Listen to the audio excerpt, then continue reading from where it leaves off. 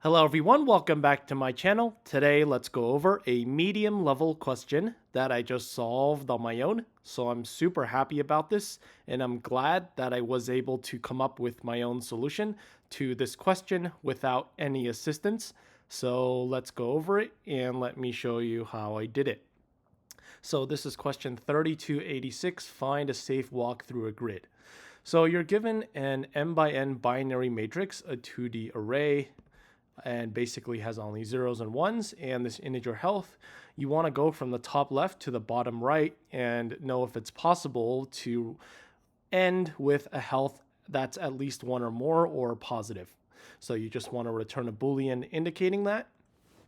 And in each way, you basically, every cell you're going to record that the fact that that costs that amount. So if you hit a 1, that's going to cost your health by 1. 0 is the same thing. So let's go ahead and first create a queue with the starting health and the x and the y coordinate so that we don't go out of bounds. And let's also keep track of the fact that we landed here, so we have to first subtract the top left, right? Okay, so now let's keep track of directions because we're going to be traveling up, down, left, right. So 1, 0 is down, negative 1, 0 is up, 0, 1 is right, and 0, negative 1 is left. So now let's go ahead and run a heapify max on the queue because we're going to make sure we want the health to be the maximum as possible. So we're sorting by this. Cool. Does that make sense? Hopefully it does. And then basically, while our queue is not empty, we're going to keep running this BFS to explore layer by layer. So in that case, we're just going to say the health and the X and the Y is heap pop max off of the queue. And then if X and Y is already visited to avoid an infinite loop, let's make this a set, is in scene, then we continue. And we're always going to add the current coordinate so we don't visit it twice. And after that, so let's say we're going down, and then for each direction, we're going to look at a new coordinate, which is dx plus x, dy plus y.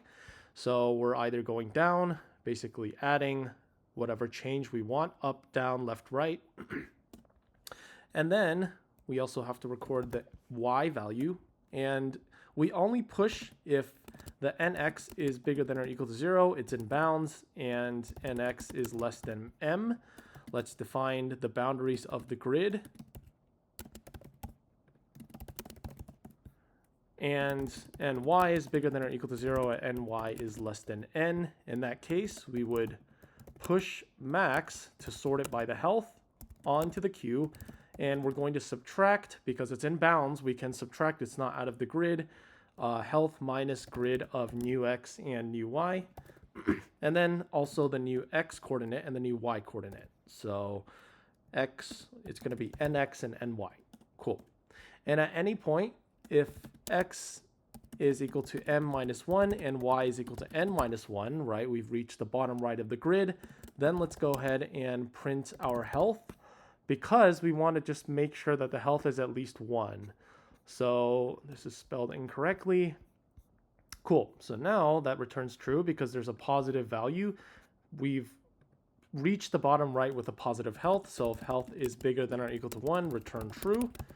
And then if not, then we can keep trying the other paths that we haven't visited in all 4 directions, right? Keeping track of sorting by the health, and then we don't really need to sort by that coordinate, but we're using a heap, so we're going to do it. And at the end, if it's not possible, then we just return false. Okay, so let's run this, submit it, and there you go. Passes all test cases. So again, I'm super happy that I was able to come up with my own solution to this problem without any help and solve it completely on my own. So that's it for question 3286. This is a graph medium question.